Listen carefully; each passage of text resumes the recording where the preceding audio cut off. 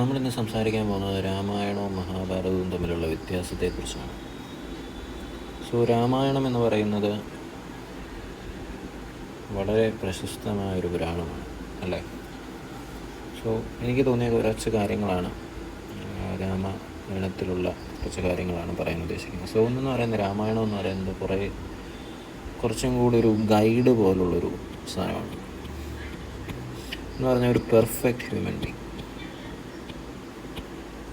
എങ്ങനെ ആയിരിക്കണം,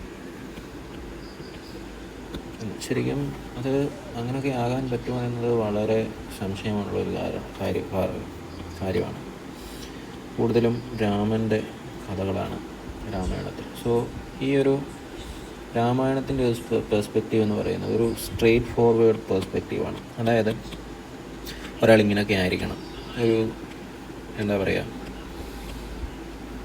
ഉത്തമ പുരുഷൻ. അല്ലെങ്കിൽ രാമായണത്തിൽ നിന്ന് നോക്കുകയാണെങ്കിൽ രാമനെ വളരെയധികം റെസ്പെക്റ്റ് ചെയ്താണ് രാമൻ്റെ കഥ മുന്നോട്ട് പോകുന്നത്. രാമൻ ചെല്ലുന്നിടത്തെല്ലാം രാമനെ ആളുകൾ റെസ്പെക്റ്റ് ചെയ്യുന്നു. ശരിക്കും ഒരു പെർഫെക്റ്റ് അവതാരം, അതാണ് രാമൻ. എല്ലാ ഡ്യൂട്ടികളും എല്ലാ കാര്യങ്ങളും വളരെ ചിട്ടയോടും അടുക്കും ചിട്ടയോടും കൂടെ ചെയ്യുന്ന ഒരു സ്ട്രെയിറ്റ് ഫോർവേഡ് ആയിട്ടുള്ളൊരു മനുഷ്യൻ്റെ കഥയാണ് രാമായണം എന്ന് പറയുന്നത്. ഇനി അതേസമയം മഹാഭാരതത്തിലേക്ക് വരികയാണെങ്കിൽ, മഹാഭാരതം കുറച്ചും കൂടെ, അതേപോലെ രാമായണം മനസ്സിലാക്കാൻ അത്രയ്ക്കൊരു ഈസിയാണ് മനസ്സിലാക്കാൻ, ഈസി ടു അണ്ടർസ്റ്റാൻഡ്. എന്നാൽ മഹാഭാരതത്തിലേക്ക് വരുവാണെങ്കിൽ അങ്ങനെയല്ല, നേരെ തിരിച്ചാണ്. അതായത് ഇത് കഥ നമുക്ക് മനസ്സിലാകും, പക്ഷേ നമ്മൾ പോലും ചിന്തിക്കാത്ത പല കാര്യങ്ങളും ഡിഫറെൻ്റ് ഡൈമെൻഷനിൽ നിന്ന് നമുക്ക് ചിന്തിക്കാൻ പറ്റുന്ന ഒരു കഥയാണ്, അല്ലെങ്കിൽ പുരാണമാണ് മഹാഭാരതം എന്ന് പറയുന്നത്. ശരിക്കും പാണ്ഡവരാണോ ശരി, അതോ കൗരവരാണോ ശരി എന്ന് പറയുന്നത് പോലും നമ്മൾ ലോജിക്കിൻ്റെ അടിസ്ഥാനത്തിൽ വെച്ച് നോക്കുകയാണെങ്കിൽ നമ്മളെ വളരെയധികം ചിന്തിപ്പിക്കുന്ന ഒരു സംഭവമാണ്. അതേപോലെ വളരെ കോൺഫ്ലിക്റ്റിംഗ് ആയിട്ടുള്ള പല കാര്യങ്ങളും നമുക്ക് തന്നെ ചിന്തിച്ചാൽ ആ ഒരു കഥയുടെ സെറ്റിങ് വെച്ചിട്ട് ശരിക്കും അങ്ങനെ നമ്മളെ ചിന്തിപ്പിക്കാൻ നമ്മളെ പ്രാപ്തമാക്കുന്ന ഒരു പുരാണമാണെന്ന് പോലും എനിക്ക് തോന്നിയിട്ടുണ്ട്.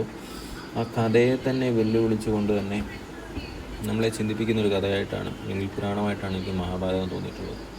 പിന്നെ അതുമാത്രമല്ല, ഇതിനകത്തെ മഹാഭാരതത്തിലെ ഒട്ടുമിക്ക കഥാപാത്രങ്ങൾക്കും ഡിഫറെൻ്റ് ഒരു ഗ്രേ ഷെയ്ഡാണ്.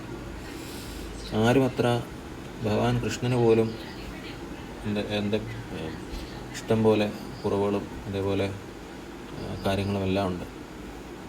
ആരെയും ഒരു പെർഫെക്റ്റായിട്ട് മഹാഭാരതത്തിൽ കരുതുന്നില്ല. എല്ലാവർക്കും അവരുടേതായിട്ടുള്ള വീക്ക്നെസ്സുകളുണ്ട്, എല്ലാവർക്കും അവരുടേതായിട്ടുള്ള സ്ട്രോങ് പോയിൻറ്റ്സ് ഉണ്ട്. ഒരു ഗ്രേ ഷെയ്ഡിൽ കുറച്ചും കൂടി ഒരു ഹ്യൂമൻ നേച്ചറാണ് മഹാഭാരതത്തിൽ നമുക്ക് വെളിവാകുന്നത്. അതേസമയം രാമായണത്തിലാണെങ്കിൽ അങ്ങനെയല്ല. ഒരു ഗോഡ്ലി ഒരു അല്ലെങ്കിൽ ഒരു അവതാരത്തിന്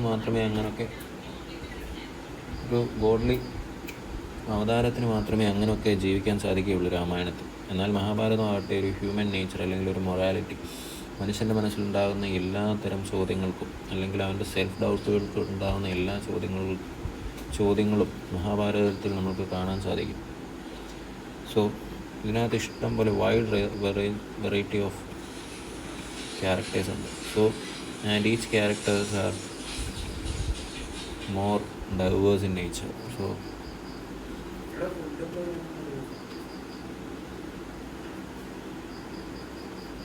ഇതിൽ അത്യാവശ്യം എല്ലാ കാര്യങ്ങളും, പൊളിറ്റിക്സ് ആയിക്കോട്ടെ, യുദ്ധമായിക്കോട്ടെ, സ്പിരിച്വാലിറ്റി ആയിക്കോട്ടെ, എല്ലാ കാര്യങ്ങളും നമുക്ക് മഹാഭാരതത്തിലൂടെ നമുക്ക് കാണാൻ സാധിക്കും.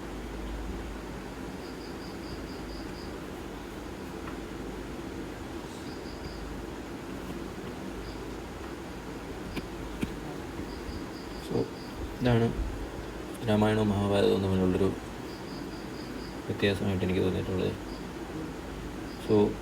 ഒരു സ്പിരിച്വൽ ആൻഡ് ഒരു ഡിവോഷണൽ നറേറ്റീവ് ആണെങ്കിൽ നമുക്ക് രാമായണം കുറച്ചും കൂടെ എടുക്കാൻ സാധിക്കും. അതേസമയം നിങ്ങൾക്ക് കുറച്ചും കൂടെ ഒരു ഹ്യൂമൻ നേച്ചർ, അല്ലെങ്കിൽ ഒരു മൊറാലിറ്റി, അല്ലെങ്കിൽ കുറച്ചും കൂടെ ലോജിക്, അല്ലെങ്കിൽ കുറച്ചും കൂടെ നമ്മൾ കാര്യങ്ങൾ ഡെപ്തായിട്ട് മനസ്സിലാകണമെങ്കിൽ നിങ്ങൾക്ക് മഹാഭാരതം ചൂസ് ചെയ്യാൻ പറ്റും. So that's my view point. Okay, അടുത്തൊരു വീഡിയോയുമായി കാണുന്നവരെ ബൈ.